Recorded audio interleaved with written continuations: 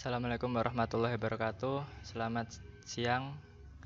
Kami akan mempresentasikan tugas IMK yang sekaligus final project sistem pakar, yaitu tentang sistem pakar diagnosis awal penyakit gigi. Anggota kelompok kami adalah saya sendiri Arifin Avicenna, lalu Iqbal Lutfi, Zulfatur Rahman, Azhari, Widi Soekarno, dan Zulfatian Subekti. Nah, tentang proyek kami, sistem pakar diagnosis awal penyakit gigi ini adalah sebuah program sistem pakar yang digunakan untuk mendiagnosis penyakit yang ada pada gigi dengan berbagai gejala. Aplikasi sistem pakar diagnosis awal penyakit gigi ini dibuat menggunakan teori Dempsey-Shaver. Teori Dempsey-Shaver sendiri adalah suatu teori matematika untuk pembuktian berdasarkan belief function and plausible reasoning, yaitu fungsi kepercayaan dan pemikiran yang masuk akal, yang dibuktikan untuk mengkombinasikan potongan informasi yang terpisah untuk mengkalkulasi kemungkinan dari suatu peristiwa. Teori ini dikembangkan oleh Arthur P. Dempster dan Glenn Shaver. Nah, itu adalah secara umum teori Dempster-Shaver. Aplikasi ini dapat digunakan dengan cara pengguna memilih gejala yang dialami. Kemudian aplikasi ini akan menampilkan penyakit yang diderita berdasarkan gejala yang dipilih. Faktor manusia. Pengguna yang menjadi sasaran dari aplikasi ini adalah masyarakat awam yang memerlukan diagnosis awal penyakit gigi dengan mudah.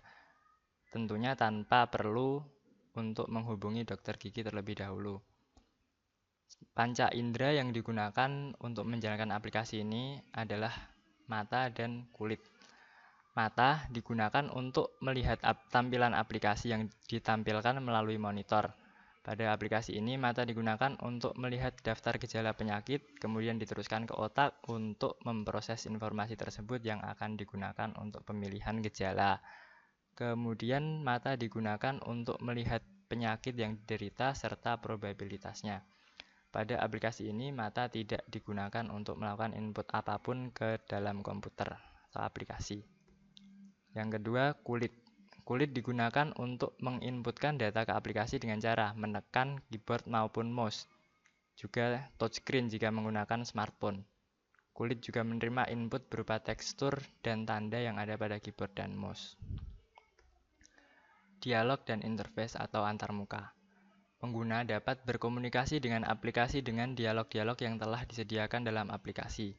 Dialog pada aplikasi saat laporan ini dibuat, belum sepenuhnya memenuhi aturan perancangan dialog. Aturan perancangan dialog sendiri ada pegang teguh konsistensi. Secara umum, dialog pada aplikasi ini telah konsisten dalam susunan formulir, nama, menu, ukuran, dan bentuk icon. Yang kedua, sediakan shortcut bagi pengguna aktif. Belum ada shortcut untuk penghematan waktu dalam penggunaan aplikasi ini. Tapi aplikasi ini telah cukup mudah digunakan dalam waktu yang cukup cepat. Yang ketiga, sediakan feedback yang informatif. Ketersediaan feedback yang informatif juga belum ada di seluruh bagian aplikasi. Salah satu contoh yang telah menggunakan feedback informatif yaitu saat pengguna atau pakar melakukan penghapusan data. Yang keempat, sediakan error handling yang mudah. Meskipun error handling belum tersedia pada aplikasi ini, pengguna dapat mengatasi error tersebut dengan mudah dengan cara membatalkan perintah dengan menekan tombol back pada browser. Yang selanjutnya, izinkan pembatalan aksi. Pembatalan aksi belum tersedia dengan baik pada seluruh aplikasi. Contoh bagian aplikasi yang telah menggunakan pembatalan aksi adalah apabila pengguna akan menghapus suatu data, sistem akan meminta konfirmasi terhadap aksi tersebut. Meski begitu, pengguna belum bisa membatalkan aksi seperti penambahan, pengeditan, dan penghapusan data. Kemudian, sediakan fasilitas bantuan atau help. Aplikasi ini sama sekali belum menyediakan fasilitas bantuan. Lalu yang terakhir adalah kurangi beban ingatan jangka pendek.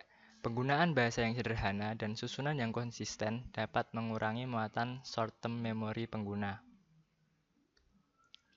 Jenis ragam dialog yang digunakan pada aplikasi ini adalah sistem menu dan borang isian atau form fill-in.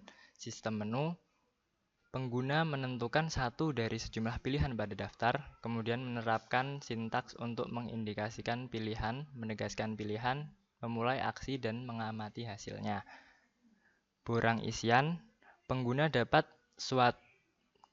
melihat suatu tampilan medan yang berhubungan satu sama lainnya. Kursor dipindahkan sepanjang medan-medan yang ada, selanjutnya data diisikan pada medan yang dikehendaki. Tampilan aplikasi ini sangat sederhana, namun dapat nyaman dilihat dan mudah dipahami. Nah, ini adalah tampilan dari aplikasi ini. Dapat dilihat bahwa dialog-dialognya sudah sederhana dan konsisten dalam penyusunan menu maupun icon-icon yang lain, serta ada pembatalan aksi di situ. Meskipun tampilannya masih sangat sederhana sekali. Interactive device atau piranti interaktif. Piranti interaktif yang digunakan untuk menjalankan aplikasi ini antara lain, yaitu untuk input device adalah keyboard, mouse, dan touchscreen. Aplikasi ini menggunakan keyboard untuk melakukan inputan teks seperti pada penginputan data. Mouse digunakan sebagai input device penuding dan pengambil saat aplikasi diakses melalui desktop maupun laptop. Sedangkan touchscreen digunakan untuk melakukan penginputan apabila aplikasi diakses melalui smartphone.